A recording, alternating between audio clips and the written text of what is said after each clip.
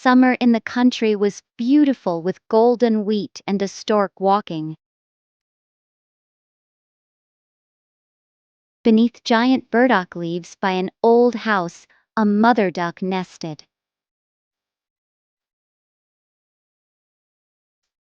One by one the eggshells cracked, and fluffy ducklings peeped out into the world.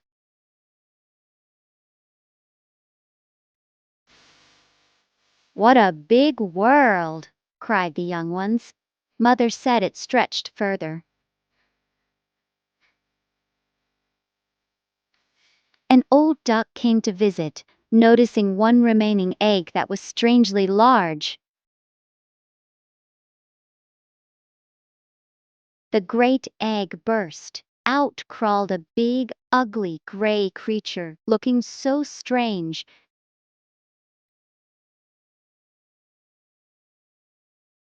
The next day, Mother led them to the stream. The ugly one jumped in too.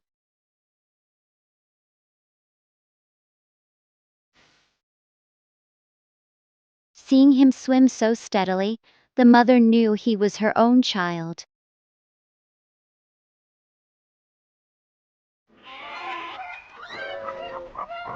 She brought them to a noisy poultry yard, telling them to stay close.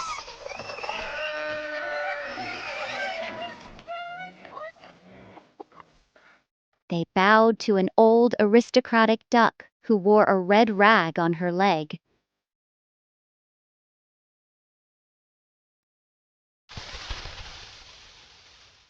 An aggressive duck flew over and bit his neck, simply for being too big and odd.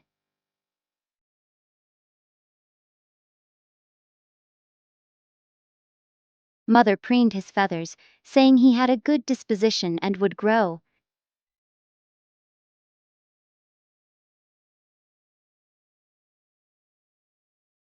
A turkey cock puffed himself out like a ship in full sail, scaring him.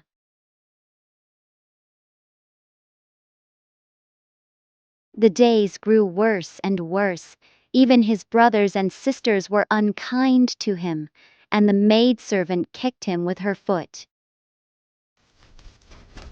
Then he flew over the hedge, and the little birds in the bushes flew up in a fright. "That is because I am so ugly," thought the duckling.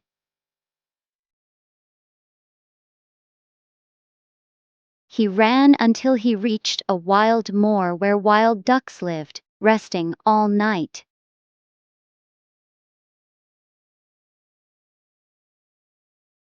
At dawn, wild ducks inspected him, calling him ugly but letting him stay.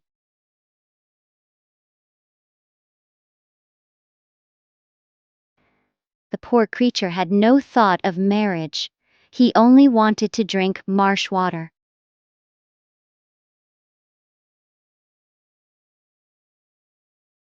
Two wild ganders flew down, inviting the odd duckling to fly away with them.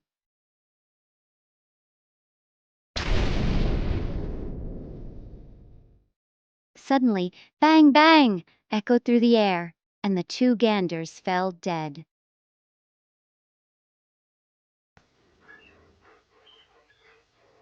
A terrifying hunting dog bounded through the mud, snout pressing against him.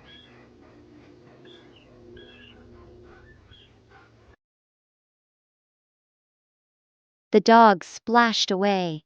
The duckling sighed, thankful his ugliness saved him.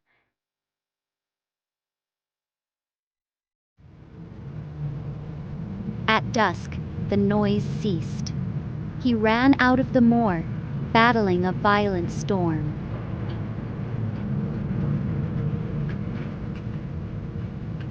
Night fell as he reached a wretched cottage, slipping inside through a crooked door.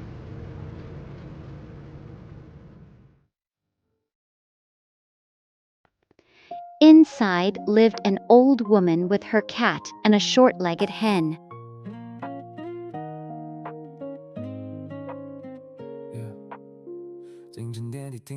In the morning, the old woman found him, mistaking him for a fat duck that could lay eggs.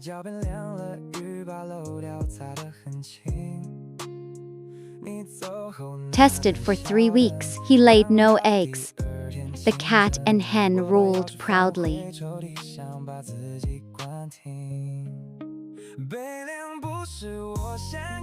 The hen asked if he could lay eggs. When he said no, she told him to hold his tongue.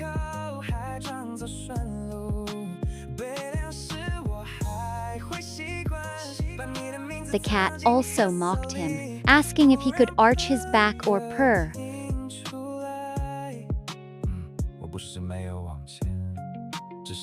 The lonely duckling looked out into the bright sunshine, and a great longing came over him to swim upon the water.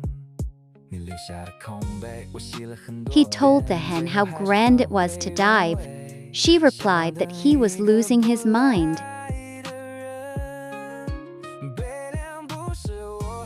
The hen called him a useless burden. Resolute, the duckling decided to venture out.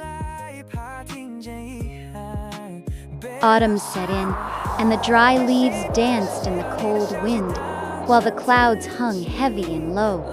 The poor duckling swam about in the icy water, utterly shunned and scorned by all the world. One evening, a flock of magnificent, snow-white swans arose from the bushes. The duckling spun round and round in the water like a wheel, craning his neck high after them, and uttering a cry so loud and strange he could never ever forget those beautiful, noble beings. The winter grew terribly cold. The duckling swam till he sank exhausted, frozen fast.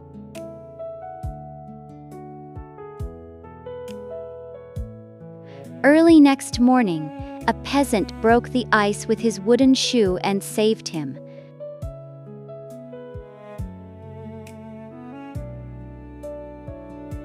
Terrified by the children, he flew into the milk pan and butter cask, causing chaos.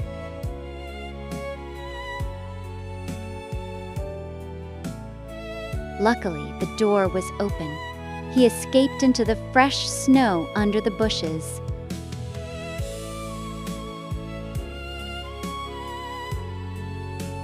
Spring arrived gloriously. Larks sang, and the warm sun shone upon the reeds.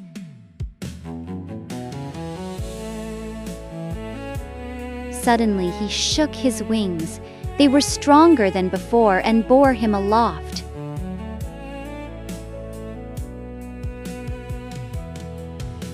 He flew into a magnificent garden, where apple trees bloomed and lilacs fragranced.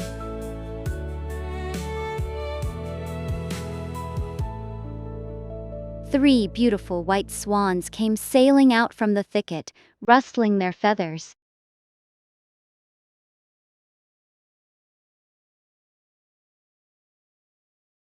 He resolved to fly toward the royal birds, preferring their blows to past miseries.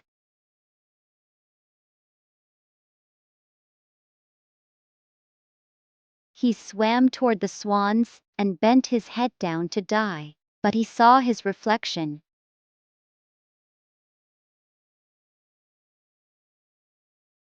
He looked into the water longer, a clumsy dark gray bird but a stately swan.